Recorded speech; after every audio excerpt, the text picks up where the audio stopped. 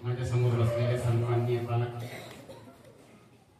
मंजिलें उन्हीं को मिलती है जिनके सपनों में जान होती है, मंजिलें उन्हीं को मिलती है जिनके सपनों में जान होती है, हौसलों से कुछ नहीं होता पंखों से उड़ान होती है। असे उडान भरून देणारे विद्यार्थ्यांच्या मनात उडान भरून देणारे सन्माननीय शिक्षक वर्ग आणि त्यांचं हे मला प्रॉडक्ट दिसतंय, फार सुंदर प्रॉडक्ट पाहायला मिळतंय। हे सगळे माझे विद्यार्थी मित्र आणि मैत्रिणींनो, मित्रांनो, हा जो बक्षीस वितरणाचा कार्यक्रम आहे, हा बक्षीस वितरणाचा कार्यक्रम नसून संस्कार पेरण्याचा कार्यक्रम आहे असं मला वाटतं।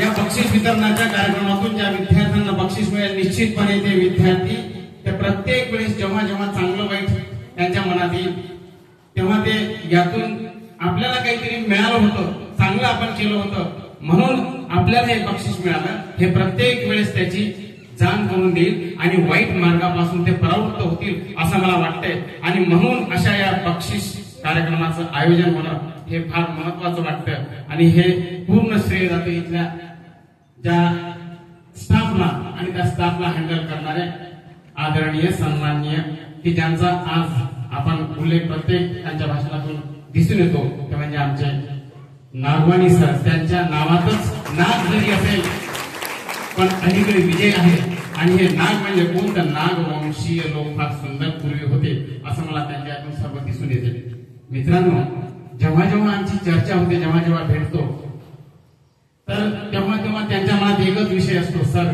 आपल्याला काय करता येईल। मी त्यांच्या या कार्यात असा एक छोटासा कण आहे, या कणांना सुद्धा ते विचारात घेतात, हे फार मोठं त्यांचं एक महत्व मला दिसून येतं। आणि निश्चितपणे त्यांचं हे जे मत आहे किंवा त्यांचं हे विचारण्याची शैली आहे ते त्यांना यशस्वीरावर घेऊनच जाईल। यातील मात्र ही शंकाने संकट किती येतील त्यांना माहिती आहे, संकट खूप येत असतात, पण त्या संकटांनाही ते धीर देऊन त्या संकटांनाही पादाक्रांत करत चाललेले नागवाणी सर। आणि म्हणून त्यांच्याविषयी मला म्हणावंच वाटतं, सौदा ऋतूंचा आता करून आलो, सौदा ऋतूंचा आता करून आलो, पुन्हा नव्या दमाने मी मोरून आलो, रोखू नका दिशांनो मी थांबणार नाही, रोखू नका दिशांनो मी थांबणार नाही, वाटेत डोंगरांना मी पोखरून आलो, वाटेत डोंगरांना मी पोखरून आलो।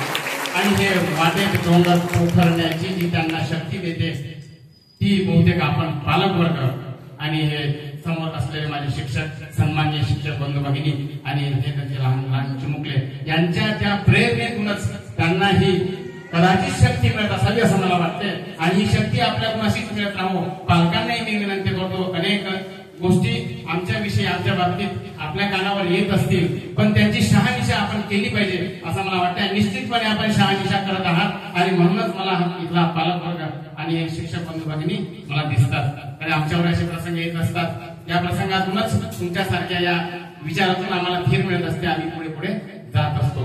ह्या विद्यार्थ्यांकडे कोण असं वाटतंय की निश्चितपणे चांगलं काम पुढे करणार आहे, ह्या विद्यार्थ्यांमधूनच कोणीतरी राष्ट्रपती होईल, कोणीतरी चांगला कार्यकर्ता होईल, अशा या कार्यकर्त्यातूनच आपल्याला भारत देश घडवायचा आहे।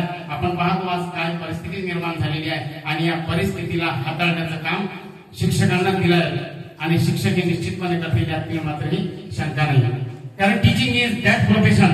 शिक्षकांच्या बाबतीत बोलतो मी, शिक्षक असल्यामुळे शिक्षक फार कमी आहे पण मित्रच मला जास्त जवळचे वाटतात, म्हणून तरी शिक्षक मी तुम्हाला म्हणतो इथे 3 पिढ्या मला दिसतात। मी स्वतः शिक्षक, ज्यांना मी घडवलं इथे बरेचसे माझे विद्यार्थी असं म्हणणार नाही, माझे आता कलीग म्हणून आहे ज्यांना हे घडवत आहे, निश्चितपणे चांगल्या प्रकारची पेरणी इथे होताना दिसते। तर या शिक्षकांविषयी मला म्हणायचंय, teaching is that profession which teaches all profession. म्हणून तुमचं हे भाग्य आहे की तुम्ही हा देश घडवण्याचा प्रयत्न करतात, तुम्ही हे विद्यार्थी घडवण्याचा प्रयत्न करतात, निश्चितपणे तुमच्याकडून चांगलं काम होताना दिसते। आम्ही जेव्हा येत होतो आम्हाला लाज वाटायची, आता मी जेव्हा आलो ना तेव्हा ते अतुलवाणी पवन सुद्धा म्हणत होते, सर आज जे तुम्हाला मिळते ना ते फार कमी पाहायला मिळते, सर आपण जशी पेरणी करतो तसंच आपल्याला मिळत असते। मी पेरणी केली, मी प्राइसेसची पेरणी केली नाही, मी माझ्या माहितीप्रमाणे मोठेपणाचा कुठला इथे उल्लेख करत नाही, मी पेरणी करताना व्हॅल्यूज पेरल्या आणि there is quite difference between values and prices. Now prices are increasing, you are quite familiar with the word price, किमती वाढत आहे. Prices are increasing and values are decreasing. Values जे आहेत त्या मूल्य कमी होताना दिसते. There is quite difference between values and prices. विद्यार्थी मित्रांमध्ये शिक्षक बंधूंनो तुम्हाला हात जोडून विनंती आहे की व्हॅल्यूज पेरा. व्हॅल्यूज पेरल्या तर आपल्याला निश्चितपणे अशा प्रकारचा प्रॉडक्ट मिळाल्याशिवाय राहणार नाही. आणि प्रॉडक्ट हा आपल्याला पैशातच मोजता येईल असं नसते. जेव्हा जेव्हा आपण कुठे जातो ना, जर आपल्याला जागा मिळाली असेल, कुठे जागा नसेल आणि ती जर जागा मिळाली असेल, 100% तुम्ही चांगलीच पेरणी केली असं मला वाटतं. आणि याची आज गरज आहे. आणि हे पेरणी करण्याचं काम तुम्हाला ज्यांनी दिलं ते नागवानी सर. अर्थात ही अतिशय गोष्टी नाही, प्रत्येक जण करत असेल कमी जास्त प्रमाणात, पण नागवानी सरांचं जे पेरण्याचा प्रकार आहे, एखाद्या वेळा त्रास होत असेल मित्रांनो, त्रास झालाच पाहिजे. कारण की चांगल्या गोष्टी या कम्फर्ट झोनच्या बाहेर गेल्याशिवाय आपल्याला मिळत नाही. Do not get the great things in the comfort zone. आणि म्हणून आपल्याला कम्फर्ट झोनच्या बाहेर जावं लागेल. इथेच आपल्याला सगळं मिळते असं नाही, बाहेर पाहावं लागेल बाहेर काय स्थिती आहे आणि बाहेर जाऊन त्या स्थितीला आपल्याला हाताळता आलं पाहिजे. म्हणून do not get all the things from the comfort zone. त्या कम्फर्ट झोनच्या बाहेर जाता आलं पाहिजे. आणि ती किमया हे सर कदाचित करत असतील आणि म्हणून आम्हाला प्रॉडक्ट दिसतो. आणि कम्फर्ट झोनच्या बाहेरच जावं लागेल. एखाद्या वेळेस तुम्हाला त्रास होईल, प्रश्नच नाही, पण तो चांगल्यासाठी असतो असं मला वाटतं. त्याचं काही वाईट वाटून घेण्याचं कारण नाही. विद्यार्थी मित्रांनाही सर शिक्षक मारत असते, मारण्याचा फार कमी झाला, पण बोलण्याचाही मार आपण म्हणून पालकांनी त्याचं फार सिरियसनेस घेऊ नये असं मला वाटतं. नाही तर एखाद्या शिक्षकांच्या विषयीच्या संबंधित पालकांमध्ये वाईट असं आपल्याला दिसून येते. पण पालकांना तुम्हाला विनंती आहे, आम्ही जे काही करतो ना ते चांगल्यासाठी करण्याचा प्रयत्न करतो. एखाद्या वेळ होती असेल, एखाद्या वेळा आमचा पाऊल त्या पटरीवरून बाहेर येत असेल तर तो पाऊल तुम्ही सांगायचं की हे पाऊल तुमचं असं पडतं, सांगायला काहीच हरकत नाही. आम्ही सगळेजण आपलं ऐकण्याच्या तयारीतच असतो, कारण एकमेकांचा संवाद झाला पाहिजे. आणि याची जास्त कमतरता आहे, म्हणून सुसंवाद होणं गरजेचं आहे. पालकांनी सांगतो, आपण रील्स पाहतो, आपण मोबाईल मध्ये बरंच काही पाहतो आणि आपण आपल्या पोरांना म्हणतो की मोबाईल पाहू नये. शक्यच नाही. आपण जेवढं कमी मोबाईलवर पाहणं करू तेवढेच मुलं त्या मोबाईलच्या दूर राहतील. आता पालकांच्या तक्रारी तर मी एक शिक्षक आहोत की मुलं मोबाईल पाहतात आणि तुम्ही पहिले पाहता म्हणून ते पाहतात. तुम्ही थोडं त्याच्या बाजूला जा. मोबाईल आवश्यक आहेच या मताचं मी आहोत, त्यातून बरंच काही जग आपल्या मुठीत आहे असं आपल्याला म्हणता येईल. पण थोडं कमी करा. जेवढं आवश्यकता आहे तेवढं त्या मुलांना मोबाईल होऊ द्या, त्याशिवाय शक्य नाही. कारण की NEP नॅशनल एज्युकेशन पॉलिसीने सांगितलं की टेक्नॉलॉजी आपल्याला आवश्यक आहे. त्यात 4C चे प्रकार आहेत.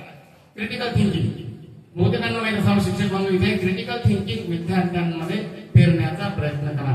Because questioning is learning. पूर्वी असं होतं, काटोल सरांनी सांगितलं, डॉक्टर काटोल साहेब, सन्माननीय काटोल साहेब सांगितलं की अभ्यास अभ्यास अभ्यास. आता अभ्यासाची थोडी परिसीमा बदलली आहे. Questioning is learning. आमच्या वेळेस आम्ही जेव्हा शिकत होतो तेव्हा आन्सरिंग इज लर्निंग. आम्ही पाठ करून जायचो, म्हणजे पाठीवर हात मारायचे आणि व्हेरी गुड म्हणायचे. नाच तसं नाही, क्वेश्चनिंग इज लर्निंग. जेवढा विद्यार्थी प्रश्न विचारतो तेवढा तो हुशार असतो.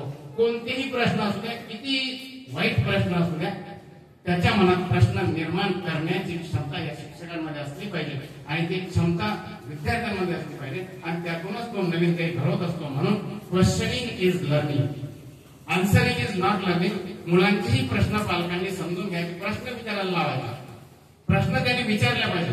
पूर्वी आन्सर देणं म्हणजे आपण खूप चांगले मार्ग आहे, आज तसं नाही. म्हणून क्वेश्चन त्याला जेवढे विचारता येईल तेवढे विचारू द्या.